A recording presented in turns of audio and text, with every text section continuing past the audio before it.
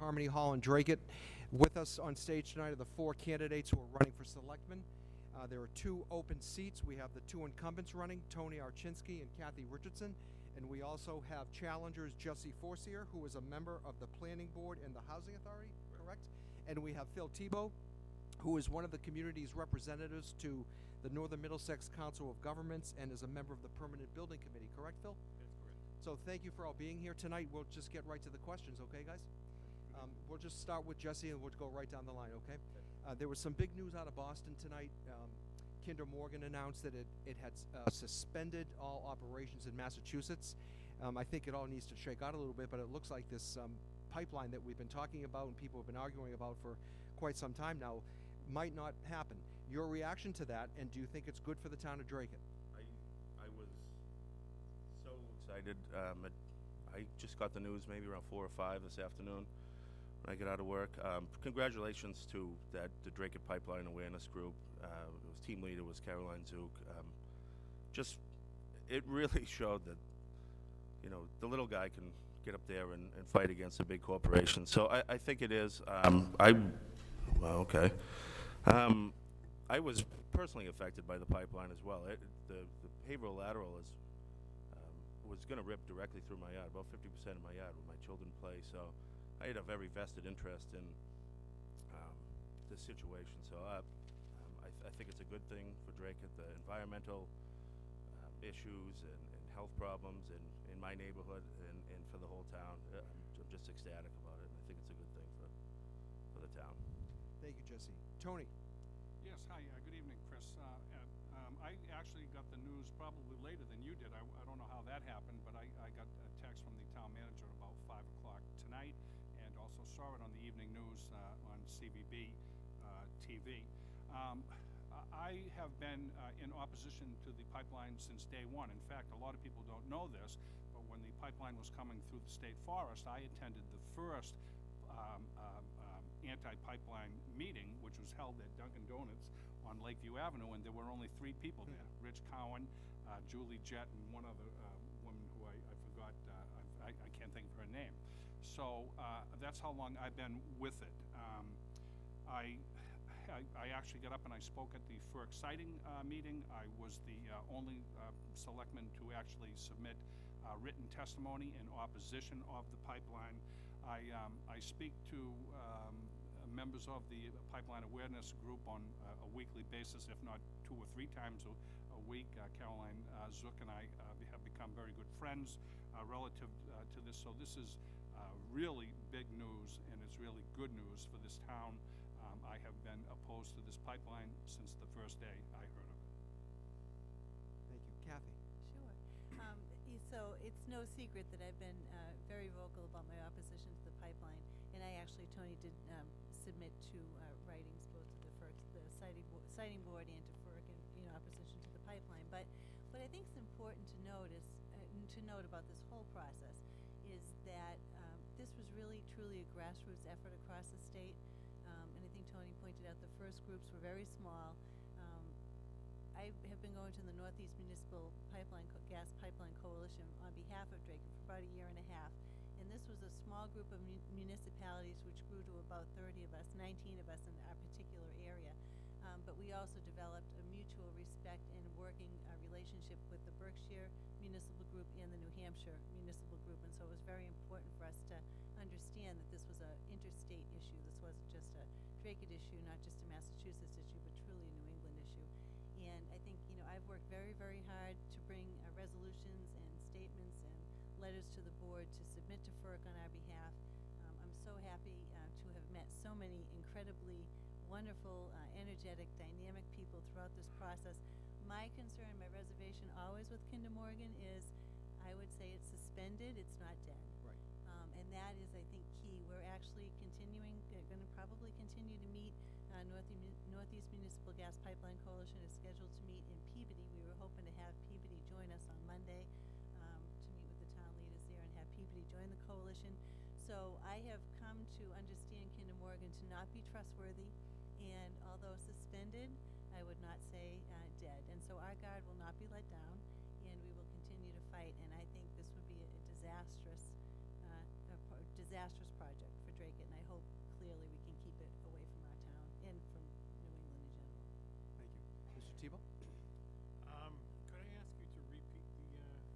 sure. It question just, some again? big news came out of Boston late this afternoon where Kinder Morgan has decided it is going to suspend building that pipeline across the state and ending in Dracut. Now, as I said in my opening remarks, they used the word suspend, and as Kathy said, you know, we're all trying to see where the dust lies on that. So, you know, they could be back a month from now, a year from now, but it appears right now that the pipeline might not be a reality. So, your reaction to that, and do you My- think that's good for the town of Dracut? Oh, definitely. My first reaction was somewhat of relief. Again, that they would suspend their activity within Dracut or for the entire pipeline. Again, but it does bring up caution because again, it's just a suspension. It still lurks around in the background. But this still offers an opportunity for Dracut. Previously, if the gas pipeline was going in with the compression station and such, I think it severely limited Dracut's ability to market towards businesses and commercial use elsewhere within the town. Nobody, I would think, would want to bring in another business next to a compression station or in a facility in a community that has one. So certainly a relief that if that's off the table now, then Dracut can really start to market itself and get the businesses that it really wants within the town. Additionally, there are a lot of farmlands within the area, and it's nice to hear that those particular lands will not be defiled now by a compression station. So it's a big opportunity for our farmers in the area to really sell their wares and promote their businesses as being organic. I know some of them are. So I think it's a great opportunity for Dracut that Kinder Morgan has decided to suspend their operations. Okay, thank you. In the previous debate, a large part of that was focused on the school department override. There's also an override on the town side for about $500,000 for the police department and the fire department. So, Tony, why don't you start as a former police officer in Dracut? Is that an override that you're going to support, and tell us why you're going to support it, if you are? Okay, well, first let me start by giving a little history. I've always felt that we needed to take a better look at the budget, a closer inspection of the budget to see if there wasn't something fundamentally wrong. 3 years ago, when we talked about $2.9 million override, you know, there were different trains of thought and different schools of thought. And all I really wanted to do was to ask the town manager and the superintendent of schools and their financial people, you know, what is it, you know, really, what is it that you think about the whole thing? I think the $2.9 million was seen as, you know, a pie in the sky number, and nobody quite believed it. So when I became chairman of the Board of Selectmen, I actually appointed the Joint Budget Task Force, which was a smaller version of the tri-board, where we had the superintendent of schools and the town manager and their financial people and the finance committee, and we looked at the budget, and we found, after looking at it in 17 meetings, they're probably 2 or 3 hour meetings where we talked about the finances and looked at both sides of government's budgets, we did find that there is something fundamentally wrong. We don't have enough money to operate this town. When costs go up 7% a year and revenue only goes up 2.5%, maybe 3% with a little new growth, after 10 years of living behind the 8 ball, we came to the conclusion that we need to raise the tide just a little bit. So the Joint Budget Task Force came together and all agreed. We took a reasonable approach, and we came up with a reasonable, not solution, but a reasonable way to work towards a solution. And so I can say that without a doubt I'm in favor of the override. I was not in favor of splitting the question. I think that we worked in great collaboration with the school committee and the people in the school committee representatives to the Joint Budget Task Force. And I was not in favor of splitting the question. I don't think people should have to decide between public safety and education. So the answer to your question is yes, I am in favor of both override questions. Thank you. Kathy? Okay. So I think probably the one differing factor, or most obvious differing factor between myself and my fellow candidates is that I'm against the overrides for a variety of reasons. And Both of them. both of them. And the reason is this. Overrides in and of themselves are poor municipal budgeting practice anyway, because it goes on the tax levy and it stays there infinitum, forever, above and beyond the tax levy. So when people are being given these numbers, it's only $9, I've seen in the paper, 100, thereabouts. It's that much plus the 2.5 that we have to abide by every year. So it isn't just a certain number. When I came on the board 6 years ago, I was really hopeful that I would be able to find a way to offer to the residents that we would not have to go up 2.5%. We maybe could only have to go up 2 or 1.5 or 1. What I discovered is not new information to me. And what the Joint Budget Task Force discovered is not new information to me. This has been a trend for many, many years in Dracut. And we see it now on both the national level and a statewide level as well. So the reality is that the revenues are being growing at a dynamic rate, and the revenues cannot continue to meet them.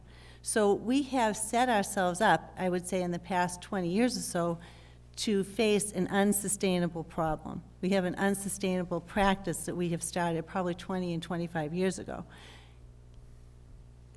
Some of the things that I've talked about on the Board of Selectmen in the past 6 years are not politically comfortable, and so they have not had a lot of traction because they're very difficult decisions to make. And they're the kinds of things that we are going to have to look at as a board, whether I'm back on the board or not, whether or not the overrides pass, because our current system is not sustainable. The things that I've talked about maybe will now have traction because now the community is aware that the system is a failed system. The system we have now is not sustainable. We can't continue down this path whether or not the override passes. The override is a Band-Aid. It is not the solution. And I think we are much past the Band-Aid stage. We need long-term solutions. And are we going to have an opportunity to talk about those? Yeah, we'll talk after? we'll Okay, talk some all more right. about So that. I Yep, don't thank you. wanna- okay. Phil All right, Tebow. thank you. I am in favor of the override for both questions. On the municipal side, certainly safety is a large factor. We have a police department that is understaffed. We have a population that's grown to some 30,000. I think we're probably closer to probably 31,000 people. And our police force is still the same size it was, I believe, over 10 years ago. So our population almost grows by 50% and our police force stays the same. To some degree, that's almost unconscionable. So we need to bolster our police force, and certainly public safety with the fire department. We have firefighters that they're sending out apparatus with 2 firefighters on it and going to fires and medical calls with essentially just 2 pairs of hands. I mean, a third pair of hands on an apparatus is a lifesaver. It increases the survivability of a lot of the events that they're going to tremendously. So I'm very much in favor of the municipal increase. The school side, I believe, is very reasonable, and it's probably it's the smarter of the two almost. They take the money and they leverage it through a federal grant into getting more money. I mean, I can't ask for anything more than that.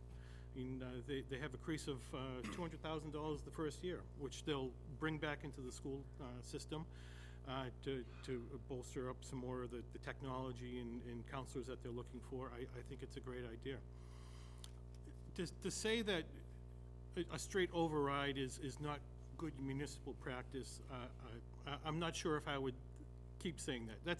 That's essentially thinking within the box. I mean, this is the way that things have always been operated, and this is the way that things that will always be operated. It's not a good way. It's not something that we can think about these days. When I was employed at a small architectural firm in Andover, I had a boss there that every 6 months said to me, "Things are tight. We have to tighten our belt." Well, after hearing that about 50 times or so over the course of my career with him, and it was over 16 years, I said to him, there really are no more notches in the belt. It's too small. It doesn't fit us anymore. We need to let the belt out.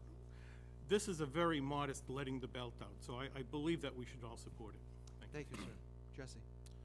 Yes, I will be voting yes on both overrides. As far as the public safety, I think that it's a modest request. I think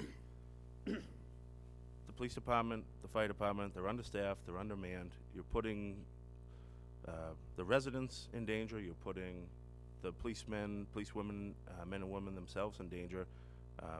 The cost of overtime, with low staffing, you know, when you start talking about bringing 6 more officers on board, it's only natural that you're going to reduce overtime costs, morale, fatigue for these men and women that are out there day and night doing, having to fill in double shifts. The fireman, I think, is also a no-brainer. You're sending 2 guys out there on a fire truck with it typically would be at least 3. The firemen have a motto of no one goes in alone, so you're sending 2 folks in there with no one out at the truck at some points. No one making sure the water is still going. So it's scary. I think it's a modest request. I think it's a fair. As far as the school override, I agree with a couple of the folks up here. It's a modest request. I think what the superintendent has done is creative and almost creating more money out of our investment. That money will go to counseling. I think one of the school committee members said there's a counselor for every 1,300 students, and the average is state average is 300. That's where that money's going to be invested. That's what what helping kids, drug counseling and mental health. Again, I think they're both reasonable requests, and I'll be supporting both. Okay. Let's just stay on the override for a minute, particularly as it relates to the police department. A few months before you guys approved the override for the police department, there was a report commissioned by the new town manager that raised some serious issues about the management of the police department under the current administration. Do you feel that it's possible, just a little bit possible, that if the police department was under better management, that you might not have to be seeking this override? Kathy. Okay. So I would say there's probably a combination of a number of factors, right? So in regards to the risk assessment, my own personal preference would be that we don't discuss overrides or options until the school, the fire, and the DPW and the police, which we've already done, are all done. We have every intention of doing audits on all 4 of those departments. So to some degree, I feel the override question is somewhat premature because we don't have all the audits. That being said, there are definitely some criticisms and some action steps that they would prefer that the management take. My encouragement was that the management did take those seriously and have looked at ways to addressing those, and we've actually gotten steps that they are taking to remedy those situations. So that piece of it, I think, is good. Management clearly is something that's crucial to every department, and I would say that that is a statement that is something that can be used across the board. I think departments that are well managed clearly can find ways to save money and do things well. The staffing issues have been, as far as I can remember, at least throughout my tenure on the board, have been present for at least that 6-year period. What we've tried to do is commit to at least having 1 officer and 1 firefighter in the budget every year. This year, we do have a policeman in the budget already. And I would like us to see a cautionary and systematic approach to the problem as compared to what we're trying to do, which is to infuse a great deal of people into the budget with no guarantee after the first year that that money will be then used to, again, finance those salaries.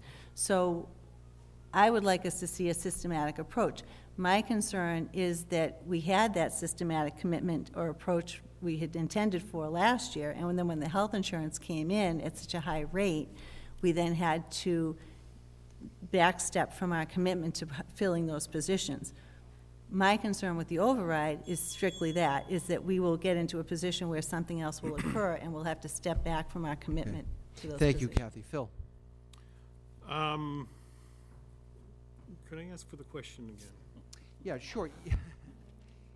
Prior to the board approving the override for the police department, there was a scathing report issued by a private group criticizing the operations of the police department. If the police department had been under different management, or perhaps more effective management, do you think you'd be seeing the need for an override today? Well, the override itself has been really earmarked for staffing levels. So I mean, it's looking at 6 police officers, so I'm not sure if management alone could have essentially bolstered the police force by six new officers. So clearly, the report did have some issues regarding the management, and certainly a lot of those issues could be taken care of by, I think, the finances involved in the police department. So it gets more towards the facilities, I believe, rather than the staffing levels. By adding the new staffing, the 6 officers, I think that'll start helping with cutting down some of the overtime that's been essentially overburdening the system for them. So that'll provide some relief, and then those monies can be reallocated within the department to help further bolster the department where it needs to be done. So certainly, management needs to take a look at the report that was made, and they have to be able to react to it and essentially absorb what's in the report. And I think it's a matter of not trying to either find fault with it or defend against it, but find the information that's in the report and then absorb it. I do this all the time with clients where they tell me what they don't want in their house, what they do want in their house. I have to take all their information and try to make it work together. So that's what I think the management needs to do in regards to the report. I don't think the override really goes to the issue there because it's really going at staffing levels itself. Thank you. Thank you. Jesse? So the question is if I think the override could be avoided, whether with perhaps I didn't better phrase the management. question the best. You know, what I'm trying to get at is there was a very critical report of the management of the police department. And when you look at, I'm assuming you all read the report. Sure. It was posted online on lowellsun.com.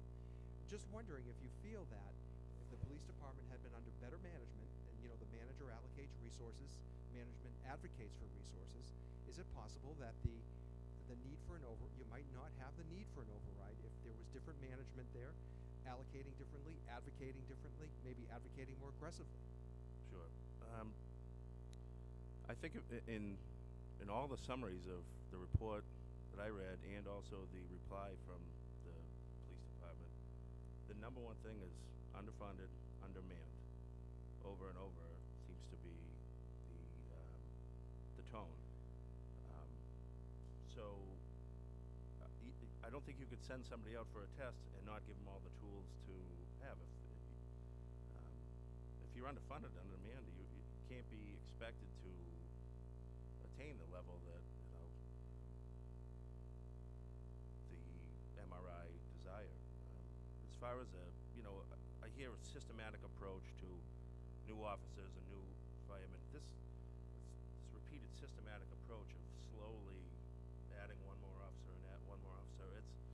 We're in a situation where we're at a delta, we're at a crossroads here where you just cannot keep systematically adding an officer and expecting everyone to perform and but still complain about the overtime costs and fatigue and morale of the men. So the time to fix this situation is now, and the folks at the police department, I don't think, can take the full blame of this because again, you're not giving them all the tools to perform what they need to do. Thank you. Well, I guess I'm the one that should know more about this than anybody, being a former police officer and a 30-year veteran of the force. And I can say that although there were some scathing things in that report and things that will be addressed and things that will be fixed, I think that the problem is bigger than just poor management or bad management. I think that the police department is down 10 police officers. We're looking to replace 6 of them. So I think we still need the override to do that. I think that we still have a lot of work to do within the police department. We definitely need to look for more efficiencies within the department. There are things that I've mentioned before. We should not have uniformed police officers doing the payroll. I mean, that's just ridiculous. You can find payroll clerks and clerk typists to do the payroll. You don't need a $40 an hour police officer to do that. So there are a lot of efficiencies that still need to be worked out, and I will be one, if I'm lucky enough to get reelected, I will be one to make sure that we will be doing follow-up, because in my line of work, nothing ever gets done unless there's follow-up. But in answer to your question, Chris, I think the problem is much bigger than just poor management. I think we need the override to hire more police officers. Going back, staying on the finance issue, going back to a comment that Selectman Richardson made earlier about this override being a Band-Aid, we're actually going to ask a question like that. So it seems that over the last few years, the town of Dracut and override have become synonymous, maybe more so than any other community contiguous to Greater Lowell. So what can you guys say here tonight to the voters that, you know, you're looking for $1 million on May 2nd, but that you won't be looking for more money the following year or the year after? And, you know, what can you ensure, what can you do as municipal managers to get your financial house in order? So, Kathy, why don't you start with that one? Me to start? And then Okay. we'll go to Phil. So there was one thing I just wanted to quickly comment on, because you mentioned about the advocacy role of management. Mhm. And so I did want to tell you that my experience since 2010 with our police department is that they have advocated for more staffing as long as I can remember. And we have tried to do that within budget. The other thing that we've tried to do is what they call a COPS grant. And Tony, you probably know the acronym better than I. But we have tried to apply for those because those are positions that you get initially funded for 2 years, and then you, by attrition, take those officers into the force. And we have not been successful in gleaning those positions that we have tried to get. And we did try 3 years ago when I first started the opiate mental health and opiate task force roundtable. We did try to apply for those grants, but they tend to go to more of the urban settings, which is a disadvantage for us. So what I just was going to say is the advocacy piece, I think, from my experience, has been there in our police management administration. So I just wanted to put that out there for them, for kudos for them for trying, because they do try. And I think they've been very open with us about what they need. But in terms of the override, or guaranteeing that we will continue to move forward as a municipality in regards to infusing things into the budget. Again, like I said, I think the override questions, again, I'm not in favor of them. I was in favor of putting them in front of the voters because I think the voters deserve to weigh in on them. And, you know, my sole voice being that the negative is not necessarily the one that should win or lose. So I will absolutely support the voters in whatever they decide. However, what I think is important for people to understand is this is a smaller part of a much bigger picture. So we have set up a pension system, a health insurance system, which absolutely need to get looked at and redressed. Those particular items are huge impacts on our budget. There are several tools in our toolbox, and I won't go into all the specifics, but we can certainly reclassify some of our debt structure, take it out of our budget, put it back out to a debt exclusion, which would then incorporate or infuse $600,000 or $700,000 right back into our budget. I had a conversation with Superintendent Roger Bourgeois on Thursday morning. I stopped at the Greater Lowell Vogue, because one of the things that we are trying to figure out is how we can help the vocational schools identify ways that they can then lessen their impacts of their assessment on sending communities. One of our biggest line items for us is our sending community assessment to the Greater Lowell Vogue. And Dennis P. Dack and I sent a letter, co-signed a letter when I was chairman a few years ago, saying some of those things to the Department of Revenue and different folks at the state. But what I asked Roger to do was really to try to figure out a way to work with Jim and Ian and our Superintendent Stone and Bill Frangimore, and maybe even district-wide, come up with a plan that we can then submit to the state, which will look at how to decrease our Greater Lowell vocational school assessment, which is really growing exponentially and taking huge chunks out of our budget. One of the other things is really to Just look got to at. wrap it up, okay? Okay. One of the other things, another huge factor, although it's more related to the school department, is the special ed funding. And I think there should be and I've mentioned this to my school committee colleagues, there should be some kind of statewide voice on school committee levels to ask for the circuit breaker to be fully funded. 70% is not fully funded, and we have no way of knowing which kids are going to come to Dracut that need extremely highly priced special education services. There's no crystal ball that any school department across the Commonwealth has. And in my estimation, and I think there should be a voice statewide through the school committees to have the circuit breaker fully funded, because it's not fair to the local communities to anticipate which of those kids are going to have to come to our community. Okay, thank you. Phil Tebow. I would say that if the overrides do happen to pass this year, and if I'm so elected to serve as a selectman, I really would not want to even entertain a thought of another override within that first term. So that'd be the 3 years. I think in passing if the override does pass, it sends a message to businesses that Dracut residents are willing to invest in their own community.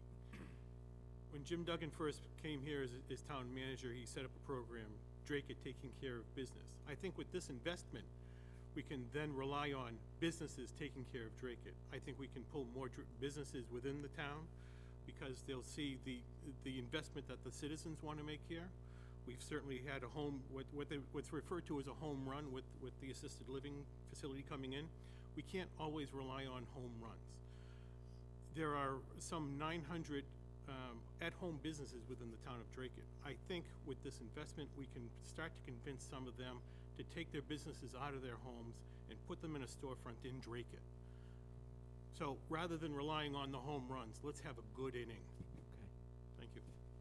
Jesse.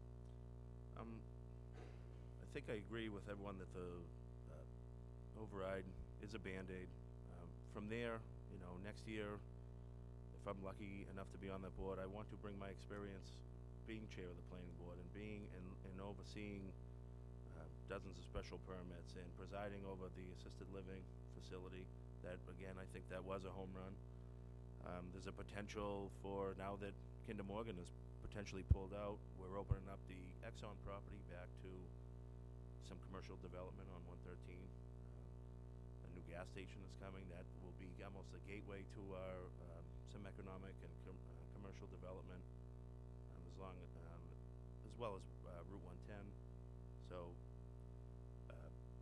the plan is to move forward after this override, and if it's if the town is, if the voters so find it necessary.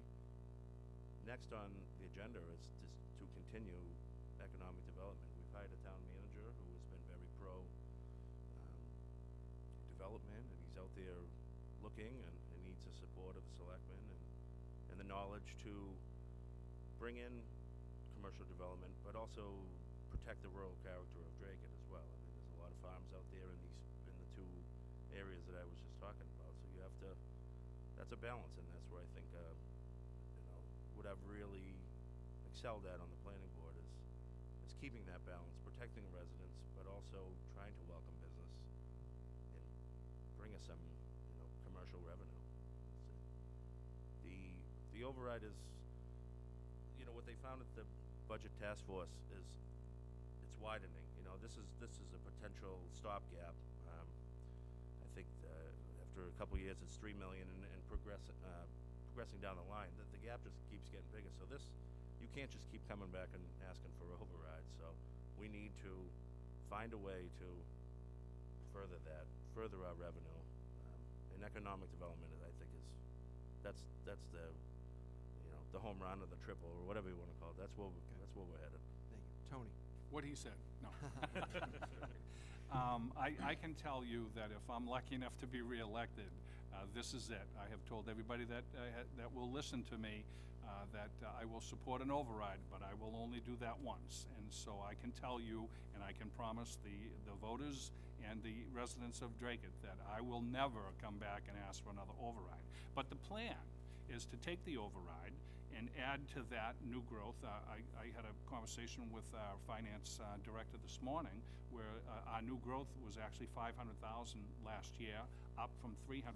So we're moving in the right direction as far as new growth is concerned, plus economic development. It was a big deal for us to hire Jim Duggan because we found that he was strong in economic development. Jesse and I serve on the Economic Development Committee. I don't know if I'm supposed to say this or not, but our economic development plan is being ready to be unveiled, I think, probably at the next meeting.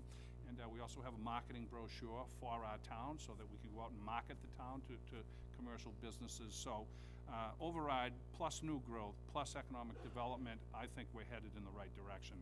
And I will not be back for another override. Just staying on this issue for a minute, I think it's safe to say that all four of you take pride in Dracut's rural character, correct? But it seems that the expenses of supporting Dracut and its rural character have come to a point where they've become unsustainable under the current model. So how prepared are the four of you to perhaps giving up some of that green space and some of that rural character if it means, a big company or big development coming in that will give you a big chunk of money, and then you wouldn't need to come back to the voters again. So how prepared are you to preserve that rural character, but at the same time take care of the town's expense needs? Jesse. Well, that's a broad question. I think that would have to be looked at in a case-by-case basis. It's really not. It's a question of maintaining that rural character or taking care of some financial issues, which you all here tonight have said Sure, but you've got to do. I think that can be balanced. As a past member of the community preservation, I think some of the properties that have been purchased and taken off the residential, keeping out subdivisions and the dreaded 40B situations, that's very important. Would I be willing to, I guess I'd have to see the site plan first. I'll take the planning board answer to that. Let me look at the site plan first and see what it brings to the town and see how detrimental it is to the town and that rural character. So, Tony?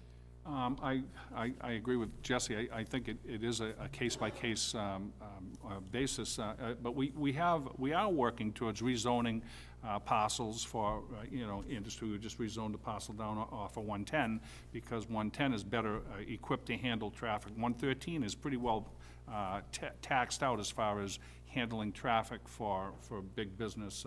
So I'll put a skyscraper on 110, sure, no problem at all. But I think it is a very delicate balance because there are people that move here because they like the ruralness. I was one of them. I came from Lowell, and I just thought this town was beautiful. I still think this town is beautiful. I'm out banging signs in, and I'm out in all the farms out in East Dracut and the center of town, and I just said to my wife the other day, I still marvel at how beautiful this town is. So it's a tough balance. There are people that don't want further development, but the bottom line is we have to sustain services. So if you gave me a specific example, I would rule on it. Kathy? So I think it goes back to the whole idea that this is a discussion that really branches out into a much bigger picture. So interestingly enough, I talked a little bit even to Jesse probably 6 months ago about thinking about going to the zoning, having our zoning bylaw committee reconvene to think about going to 2-acre lots. Do we think about doing a moratorium on building to take a 6-month or a 1-year review of the master plan? But I have to be careful when I say these things, because when I ask questions about the school, then I become the selectman that doesn't like kids. And when I talk about looking at the overview of pensions and health insurance, then my town employees get nervous that I'm going to take their their health insurance away. But I think all of that, everything has to be on the table. And what I've said for the past 6 years is everything has to be on the table. And this override question perhaps will create the collective and political will to make the difficult decisions. And I'm hoping that I'll be back on the board to help lead some of those discussions. But in regards to the open space issue, we have to remember that Dracut is 92% residentially taxed. And just an additionally too, with the override question, we have to remember, as Phil pointed out, there are many, many businesses in town. When we do an override, there are many people that are hit twice that live in this town and have a business in this town. So for those people, the just 100 or just 200 is not necessarily just that at all, because there are many, many businesses in town whose owners and families live in town. So that's another point with the override that has to be sort of brought out to the open. The piece of the open space, it helps reduce the demands on the residential development that is already here. And so the balance is important, but I think it can't be that we're gonna have the agricultural be totally taken away, because we can't afford, given the dynamics of Dracut, to continue building at the rate we're building without having even worse of a crisis than that already exists. So the open space piece, the preservation efforts that we're making in town, those help maintain at least a viable or a manageable number to try to attack. If we continue to develop all of the open space in Dracut, it will be primarily residential. And we will never hit that 40B requirement that we're expected to maintain or to try to achieve. We'll never hit that, because there are properties in Dracut, for the most part, that are considered affordable. Really, for the most part, Dracut is affordable. And so we end up at a disadvantage with the 40B law. Again, one of the other pieces of this much larger discussion, there should be voices from people like, or towns like Dracut at the State House, trying to repeal 40B specifically for towns that are taxed at a primarily residential rate. Okay. It won't work for our town. Thank you. Phil? Chris, you're quite right. This should be an easy question to answer. The biggest problem for Dracut is that we have a master plan that was last developed in 1999. So it's a document that's over 17 years old. That should lay out very quickly where we want to have businesses, where we want to have agricultural, where we want to have residential, how we want the town to grow, where we want the businesses to start to develop. Compound that with our zoning bylaws, which were last revised as a whole in 1986. So we have zoning bylaws that predate our master plan, which is a complete reverse of how it should be done. Master plan should be done first, then zoning bylaws to enforce what our master plan wants. If it's this difficult for us to answer this question, just think about a large company that wants to come in and how difficult their decision now becomes, because they're very unaware of what will happen in Dracut. Our zoning bylaws right now have well over 100 special permits that are required to come into town. So it's a matter of, okay, what do I need to do? I think if we revise our zoning bylaws, pare down a lot of the special permits, we can make it a lot easier for businesses to know exactly what's asked of them to come into our town. And if they follow all the zoning bylaws and the requirements that we have, maybe a number of them should have a permit by right. Okay, thank you. I've heard when we've been talking about development tonight, a few of you guys have talked about the town manager, Jim Duggan. So he's been on board now, what, about a year maybe, give or take a couple of months? Almost 2. Pardon? Almost 2. Almost 2 already. So if you had to rate the performance of the town manager so far, A for, just like a school grade, A is excellent, F for failure, what would that grade be? I think we're back to you, are we not? Sure. I'm going to say an A. And any dealings that I've had with Mr. Duggan, especially chairing that board and any other, some work that we've done, the Housing Authority, I believe he's, to say it, he's a bull in a china shop, and I don't mean that in a bad way. I mean that if you ask Jim to get something done, he's going to get it done, and Can you give us an example of that? We looked at a year ago. We looked at getting some feasibility work done over at the Housing Authority for a couple of properties we were looking at, and we reached out to Jim. Me and Selectman Dracut at the time were on the housing subcommittee together, and basically we brought him in and asked him to look at some solutions to this, and he Jim basically took, you know, kind of the bull by the horns, put it before town meeting. We got the money, and well, actually, no, we got out of budget. I believe there was 100,000, I believe CPC funds, but another one, a quick one. Chair of the planning board, we had an issue with open space subdivision, residential subdivision. It's little nuts and bolts, but the problem, the Conservation Commission really wanted to see more of these open space subdivision residentials. They're kind of cluster developments with again, we'll go back to open space, and a lot of that remains in open space. So I went to Jim about that. I said, you know, we talked about streamlining. I was talking to myself. Sorry. Jim's overall idea is streamlining commercial, special permanent, like Phil alluded to. But this happened to be a residential, but it's developers talk to one another, housing developers, you know, commercial developers. We were looking to streamline this process. So I spoke to Mr. Duggan. We got together with the chairman of the Concom. We sat down, we hashed out, we voted at it before a planning board, changed the planning board rule, and long story short, we created a streamlined avenue to create a So he was open attentive space. to your concerns. Yes. Thank you, To Jim. say it lightly. Yes. Anthony. Well, I suppose I probably have a different relationship with him than Jesse does, or some of the challenges. I talk to the town manager daily, and I can tell you that he's a great communicator. Sometimes he's a little loud, I'll agree with you there, and sometimes he's a little unorthodox, but I can say that I'm very happy with him. I don't want to give him an A. I'm afraid that he may just sit back on his laurels if I give him an A. And also, I think that just giving numeric or alphabetical numbers is a little subjective to begin with. I think in the last debate I brought up the fact that some people, if I think you're doing a good job, I'll give you an A or a 4, and other people don't think that anybody deserves a 4. There's always room for improvement.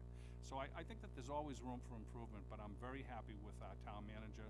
An example I can give you, I had asked him, he goes to different businesses in town, and he just knocks on the door and he asks them how's everything going, and has a conversation with them, and he wants to know what their problems are. And I had suggested that he go to a certain business, and I had actually forgotten about it. And he called me out of the clear blue sky the other day and said, hey, what was the name of that guy you wanted me to go see? And he actually went and saw him. So he's very attentive to our concerns, and I have a great relationship with him. So I'll give him a B++. Thank you, Tony. Kathy. So, as you know, last summer I had brought up the issue that he was, we needed to give him a review, and that was part of what we discussed when we hired him.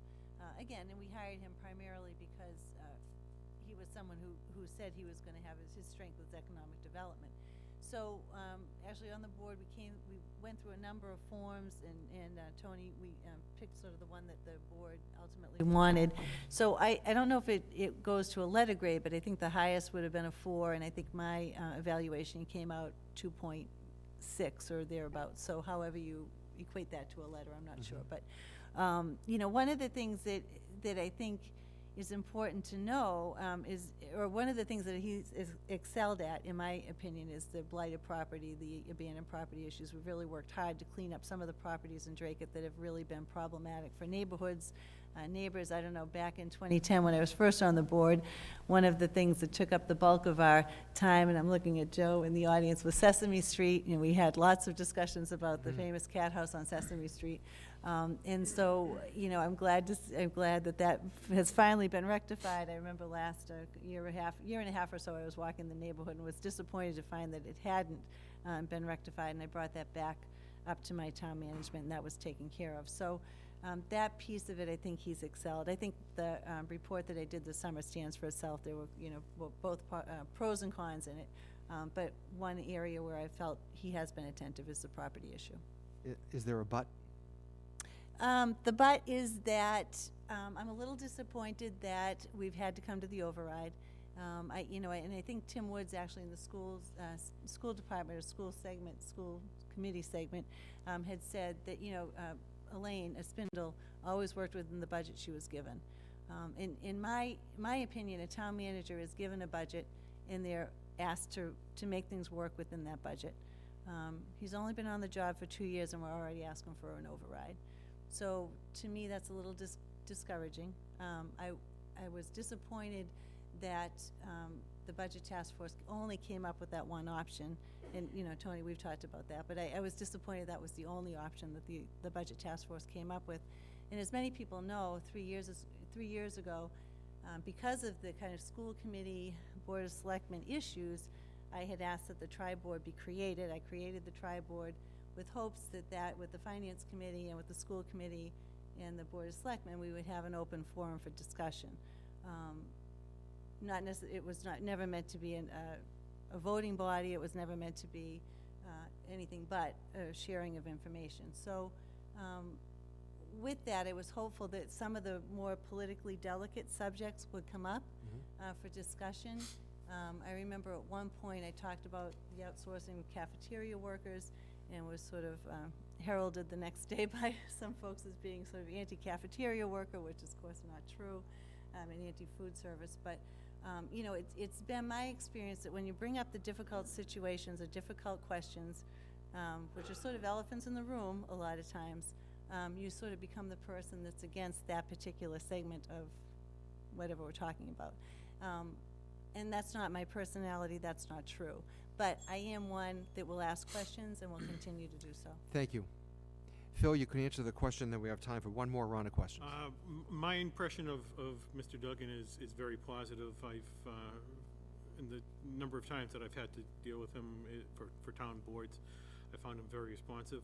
I have heard from some citizens in town, they find him brusque, if you want, and unresponsive. And I'm not entirely sure if it was essentially the situation or their interpretation of the discussion with the town manager. So it's always hard to make a judgment based on what somebody else is telling you with their story. Again, my profession as an architect, I try to take the information that people give me and try to evaluate it for what they're trying to tell me rather than what they're saying. As far as the override goes, honestly, that is more of a selectman's initiative than for Mr. Duggan. I mean, I don't want to necessarily defend him as part of the evaluation process, but he was asked by the Board of Selectmen, what would you do with additional money? How much money would you need, and what would you be doing with it? And he came up with the bolstering our public safety. I think two very sound and modest proposals. So I certainly wouldn't hold that against him for coming up with those particular proposals. I believe the Board of Selectmen actually asked him to do that. Okay. My overall grade on him would be a B+, I believe, yeah. All right, sir, thank you. So last question.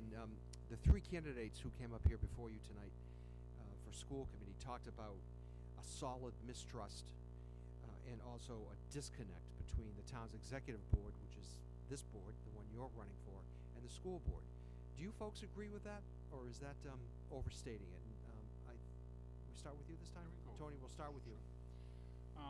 Well, I can tell you that my work on the Joint Budget Task Force has really cemented my relationship with Betsy and Dr. McNamara. Of course, Dr. McNamara is leaving this term. There is mistrust between both sides of government. There was when I couldn't believe it when I first got on the board. It was always them, and they did this, and they did that. And I think Dennis Pedic was the town manager at the time, and I asked him, well, who is they? Who are they? I think that I've really worked very hard, at least over the last year, and probably for the whole term that I've served, making a much better relationship between both sides of government. I have made some great friends over there. I respect the superintendent of schools. He's a very, very bright person, a very, very hard worker. So as far as I'm concerned, I think that I've come a long way in making the relationship better, and I hope to continue to do that. Okay, thank you. Kathy? So, again, 3 or 4 years ago, I started the tri-board and asked Dr. McNamara at the time, when he was chairman, to help me with that process, and he certainly did. He and Betsy and I went to Andover to look at how their tri-board was functioning there. So, this issue. I was also there. And you were, yes, I'm sorry, you were, Tony, thank you. Yes, you were, actually. And so, I think that piece of the history is not new, but I think it's inherent. I think the problem is, again, the school committee folks said this earlier, I think the problem is somewhat inherent in that we both report to two different boards. So, school committee has DESI regulations, and, we have Department of Revenue regulations that we have to succumb to, and so it was interesting. At one point, we were talking about the accounting processes being the same for the town. I think Alice and Ashley had mentioned that. And that's been one of the discussions that I've talked about with Ann and Bill Frangie-Moore multiple times. The problem is, because of the regulations of both boards, it's hard to mesh the accounting systems. So that inherently creates problems, right? One of them that they talked about in the school committee was the whole FTE reporting problem. And that was clearly an issue where the numbers ultimately ended up being the same, but were reported differently. So the mistrust, I think, comes, though, from fluctuating numbers. So let's take a look at this year. So at the end of the budget task force, there was a $1.1 and a $1.5 million technology debt exclusion request at the end of the budget task force, which is sort of the mini tri-board. 4 months later, we're only asking for $550 as an override, because then we can manipulate it into salaries.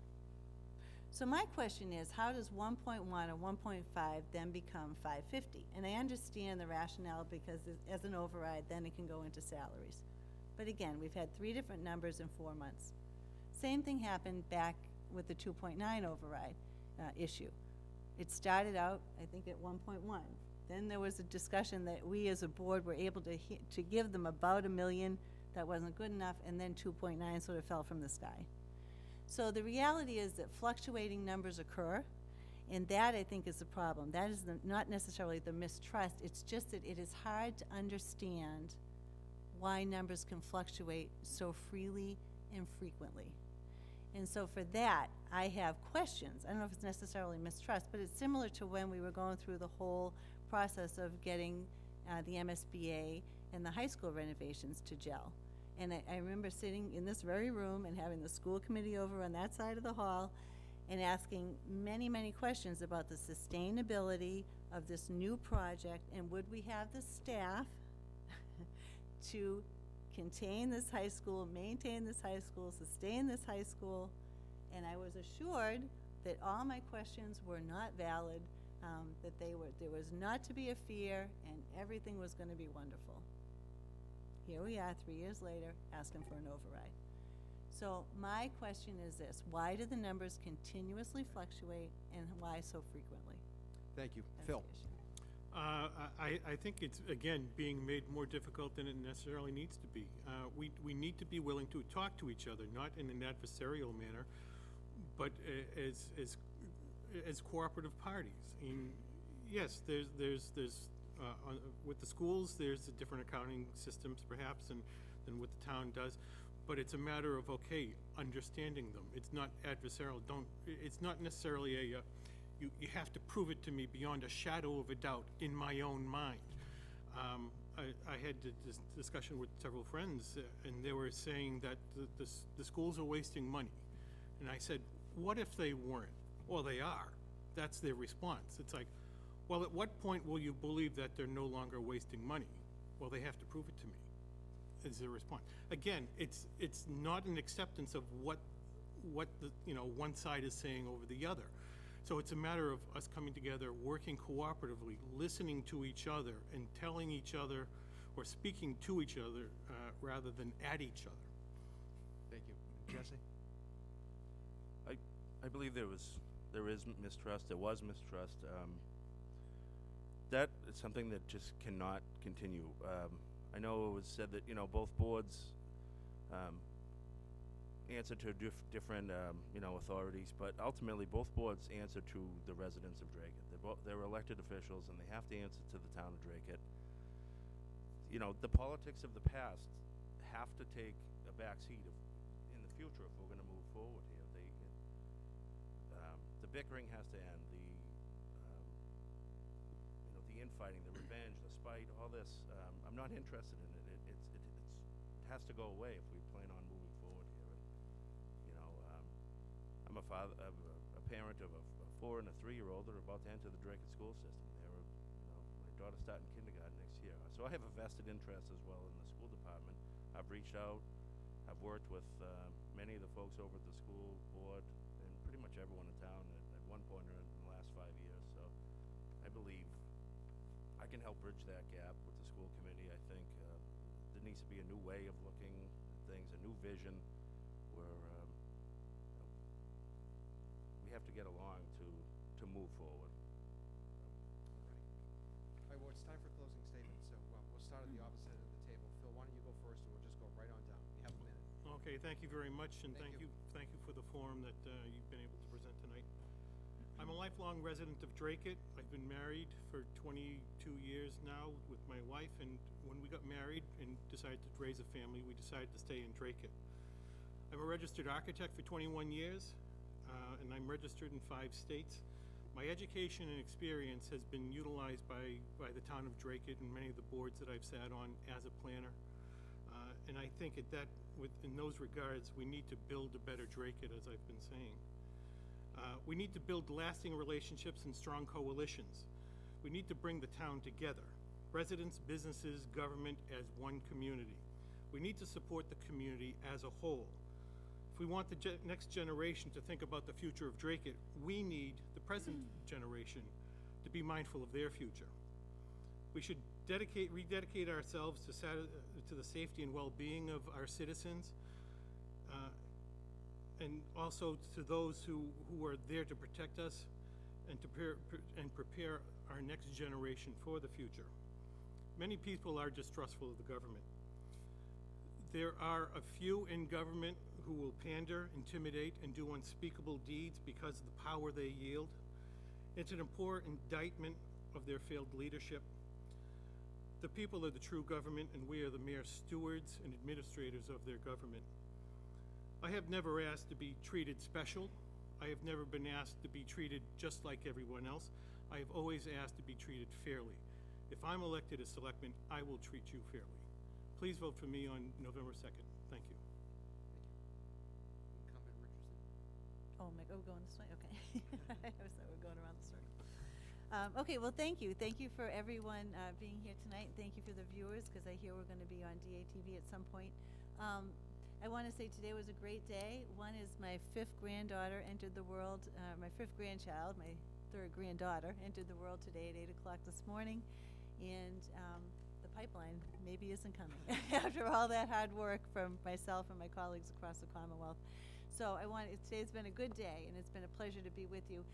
I am the only candidate who's not in favor of the overrides. Again, I think the technology the technology request from the school department should have been a debt exclusion. It's a capital investment. That's what the debt exclusions are for. It was a 5-year debt exclusion, and it would have been gone away. And I think that technology override should absolutely be a debt exclusion. I've worked aggressively and tirelessly to protect the residents from the Northeast Energy Direct Pipeline, gas pipeline proposal, and again, I'm thrilled that it was successful, and it's not coming. I've worked in the mental health and the substance abuse field for over 30 years, and I've organized a healthy community mental health and substance abuse task force and opiate task force roundtable to start addressing this killer in our town. And I was on the board as we navigated through the hiring of the new town manager, specifically whose strength was economic development. No matter what, I've worked daily for our residents, and more than ever, I feel we need experienced leadership to go back to the board, because the next 3 years are going to prove to be, I think, some of the most difficult years in terms of our financial history here in town. We have a lot of very difficult questions. They are not going to be politically comfortable. They are not going to be happy questions. But everything, when we go back to when the board reconvenes in May, everything is going to have to be on the table to be looked at. This is a huge problem, and I think we need the experience that I can bring back to the board to help us navigate through the very, very difficult questions. And as people know, I ask a lot of questions. Sometimes they don't make people happy, and I understand that. But my job is to ask the questions on behalf of the people of the town of Dracut. And so, I've been the Northern Middlesex Council of Governments Dracut representative, and I've used this opportunity to find ways that regional approaches can benefit our town through grants available. It's been my pleasure and honor to serve you for 6 years, and I respectfully ask for your vote on May 2nd to be returned to the Board of Selectmen on your behalf. Thank you. Thank you. Anthony? Thank you, Chris, Lowell's son, and everybody that was involved in tonight's debate. I would especially like to thank my family for supporting me and making the many sacrifices that comes with being a family member of a public servant or someone who's in elected office.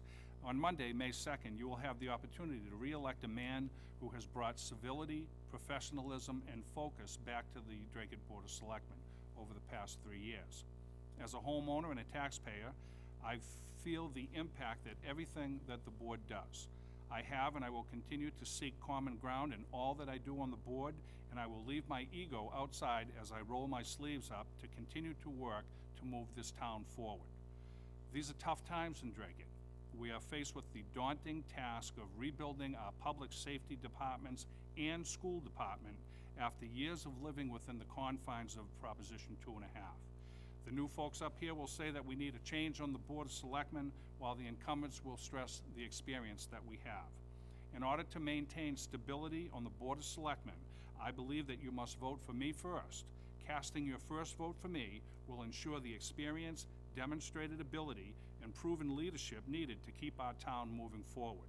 My promise to the voters and taxpayers of Dracut is that I will do everything in my power to keep our town government accountable and responsive to you.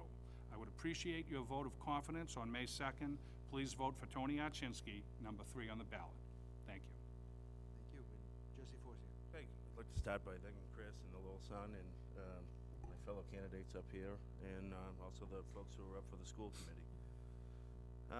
And also thank, of course, my family watching at home, my wife Shauna and my little ones, and friends, supporters. I thank you very much. The last few years have been challenging for Dracut. We've struggled at times to provide a satisfactory level of services. With my knowledge and experience and a willingness to work with others, I think we can make the necessary changes while remaining affordable to our residents. My efforts at the Housing Authority, Dracut Housing Authority, have us on the verge of providing safe, affordable housing for our seniors, and I am committed to seeing this project through to completion. As the chairman of the Dracut Planning Board, I've been on the front lines of economic development now for years, and as your rep on that board, I've balanced the need for revenue growth with residents' interest in Dracut's rural character. I'm also, like I said, the proud parent of 2 children who are about to enter the Dracut school system, and nothing is more important to me than the future of all of our children. My pledge to you is that as your selectman and as a parent, I will be the voice of our children's interest while in office. Our public safety departments have the same priority in my mind. Both departments are in dire need of revenue and support. This direction must change, and that will be my goal as your selectman. I hope to be part of the solution for these challenges and move forward with positive change. And thank you very much, and I will please appreciate your vote on May 2nd. Thank you. Thank you for coming tonight. Thank you for tuning in. Good luck to the candidates, and please vote on May 2nd.